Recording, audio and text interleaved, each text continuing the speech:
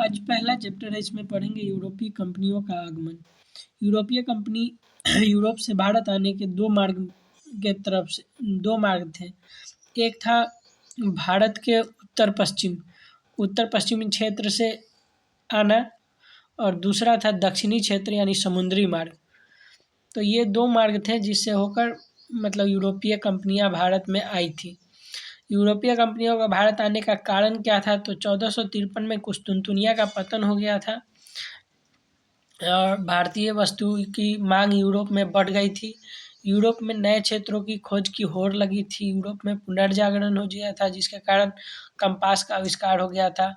फिर 3G की चाहत यानी गोल्ड, गॉड और ग्लोरी यानी धन, गॉड यानी भगवान के प्रचार के लिए और अपने प्रतिष्ठा के उद्देश्य से, ये 3 महत्वपूर्ण उद्देश्य थे उनके।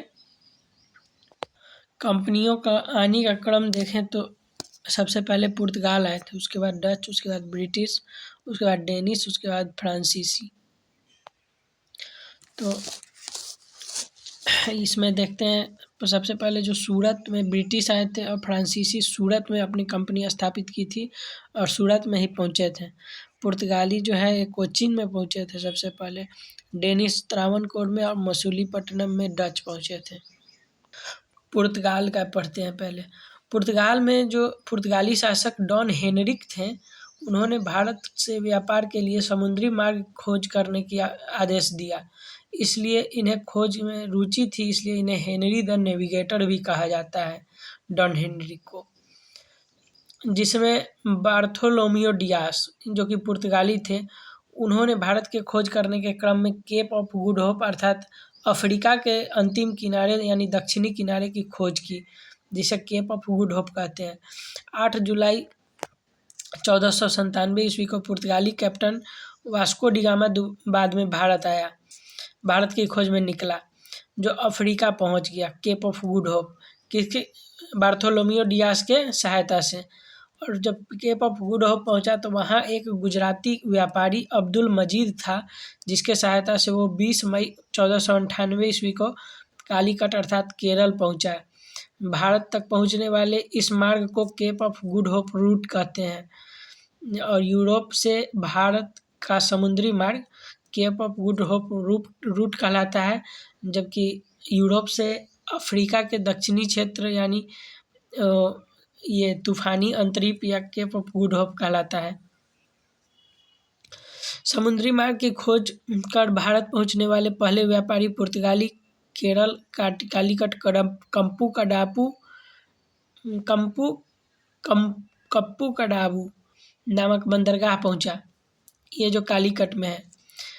और इस बंदरगाह को जब पहुंचा तो वहाँ का शासक जमोरियन था, जिसने इसका स्वागत किया अर्थात इसको व्यापार की अनुमति दी।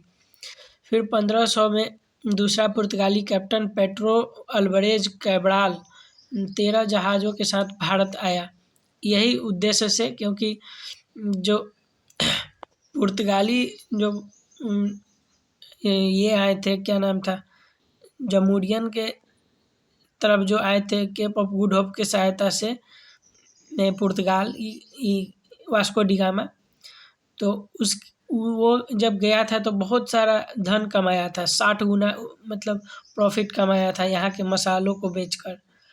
तो उसी को देखते हुए वास्को डी गामा के बाद दूसरा पुर्तगाली यात्री पेड्रो अल्वारेज कैब्राल 13 जहाज़ों के साथ भारत आया। वास्को डी गामा फिर दोबारा भारत में आया 1502 ईस्वी में, जो 1503 में पहली फैक्ट्री कोचीन में स्थापित की। फिर वास्को डी गामा तीसरी बार फिर भारत आया। जब इस बार तीसरी बार आया तो वो पुर्तगाली गवर्नर बनकर आया, जो 1524 में आया था, जबकि 1524 में ही दिसंबर में उसकी मृत्यु हो गई, इसलिए उसे कोचीन में दफना दिया गया। अब आते हैं गवर्नर। तो पहले गवर्नर फ्रांसिस्को डी अल्मेड़ा, ये प्रथम पुर्तगाली गवर्नर था जिसने शांत जल की नीति अपनाई, ब्लू वाटर पॉलिसी। इसे कार्टज व्यवस्था भी कहते हैं, ब्लू वाटर पॉलिसी को, जिसमें समुद्री व्यापार के लिए परमिट की नियम बना दिया, परमिट लेना पड़ता था समुद्र में व्यापार करने के लिए। किससे? तो ये पुर्तगालियों से। 1508 में अल्मेड़ा और अरबों के बीच संघर्ष होने लगा।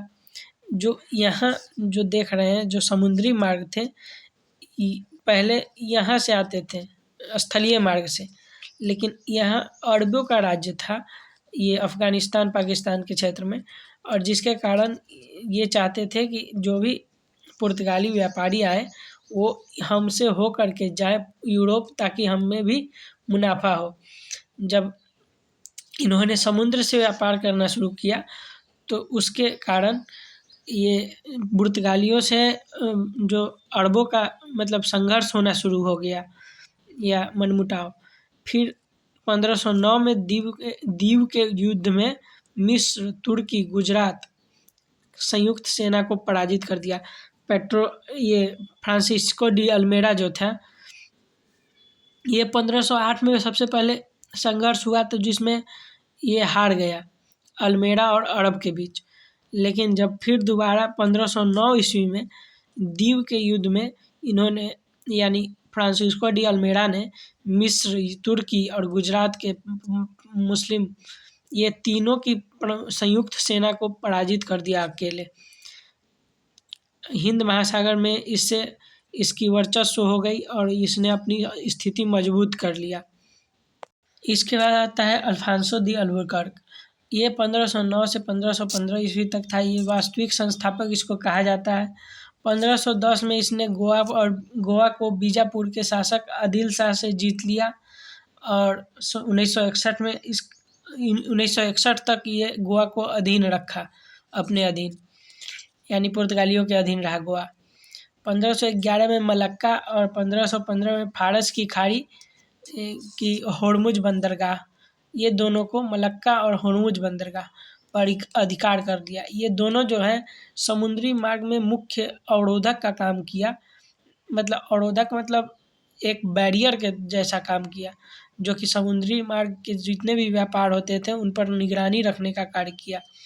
भारतीयों से विवाह नीति को प्रोत्साहित किया अल्फांसो डी अल्बुकर्क, तथा सती प्रथा को विरोध करने वाला पहला यूरोपीय था जिसने अपने क्षेत्र में इस प्रथा को बंद करवा दिया। अल्बुकर्क की मृत्यु गोवा में ही हुई और गोवा में ही इसे दफन कर दिया गया। उसके बाद गवर्नर वास्को डी गामा बना और तीसरा बार जो आया तो गवर्नर बन के आया। उसके बाद जो चौथा गवर्नर था वो नूनो दी कुन्हा था।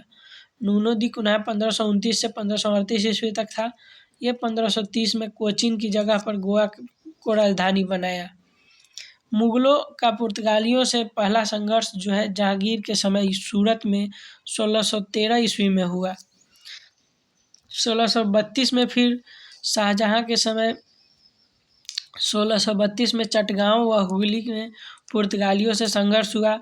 ब्रिटिश सम्राट चार्ल्स द्वितीय का विवाह पुर्तगाली राजकुमारी से हुआ, जिससे पुर्तगालियों ने बम्बई को दहेज के रूप में ब्रिटिश को सौंप दिया।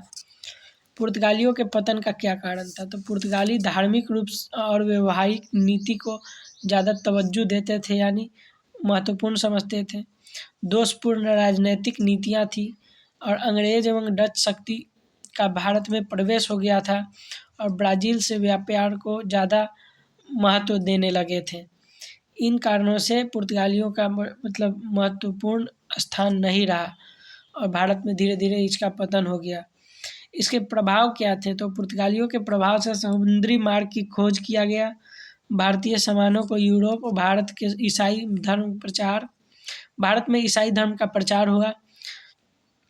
भारतीय सामानों को यूरोप तक प्रचारित किया मतलब पुर्तगालियों ने, और प्रिंटिंग प्रेस का विकास किया।